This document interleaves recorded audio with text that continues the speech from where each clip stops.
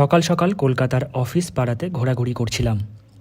রাস্তাঘাটে তখন মানুষজনের ভিড় খুবই কম।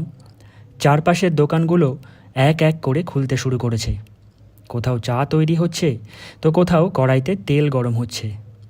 কলকাতার অফিস পাড়া মানেই শুধু যে কাজ তা কিন্তু নয়, এখানকার খাওয়া দাওয়াও একটা বড় অংশ। সকালের জলখাবার থেকে শুরু করে দুপুরের লাঞ্চ, সব কিছুই নির্ভর করে এই রাস্তার ধারে দাঁড়িয়ে থাকা ছোট ছোট দোকানগুলোর উপর।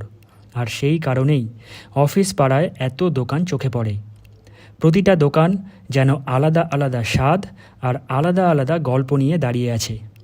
প্রায় ৩০ বছর ধরে গাছের তলায় দাঁড়িয়ে থাকা এই ছোট্ট দোকানটার হাল ধরে রেখেছেন অফিস পাড়ার সকলের প্রিয় প্রফুল্লবাবু।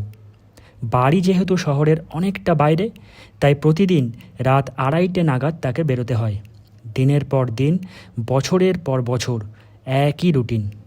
কিন্তু প্রফুল্লবাবুর মুখে কিন্তু সেই ক্লান্তি কখনো ধরা পড়ে না, বরং সব সময় ওনার মুখে হাসি লেগেই থাকে, যেন দোকানটা শুধু ওনার ব্যবসা নয়, ওনার জীবন।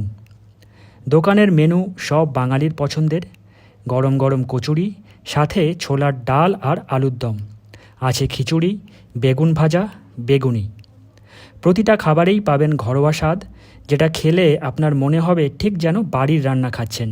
কচুরির ভেতরে থাকে হালকা মশলাদার পুর, সাথে আম আদার চাটনি দেওয়া মিষ্টি মিষ্টি ছোলার ডাল আর ঝাল ঝাল আলুর দম।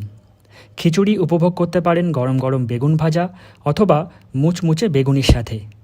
সবচেয়ে ভালো লাগলো সেটা হলো দামের দিকটা। একেবারে পকেট ফ্রেন্ডলি। কচুরির প্লেট ৩০ টাকা আর খিচুড়ির প্লেট ৫০ টাকা। অফিস পাড়ার মানুষের কাছে এই জায়গা তাই শুধু একটা দোকান নয়, একটা ভরসার জায়গা। সকাল সকাল হয়তো কেউ কচুরি খেয়ে অফিসে ঢুকছেন, আবার দুপুরবেলা বন্ধুবান্ধব নিয়ে এসে খিচুড়ি খাচ্ছেন। চারপাশে খাওয়া দাওয়ার শব্দ, মানুষজনের কোলাহল। অফিস পাড়ার দিনটা যেন এই দোকানগুলো দিয়েই পূর্ণ হয়। আর প্রফুল্লবাবু একাই সবটা সামলাচ্ছেন। প্রতিটা প্লেটের সাথে উনি দিচ্ছেন নিজের পরিশ্রম আর হাসি মুখের আতিথেয়তা।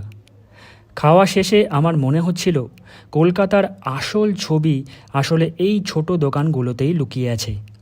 অফিস পাড়া আর এই ছোট দোকানগুলো একে অপরের সাথে অঙ্গাঙ্গিভাবে জড়িয়ে আছে।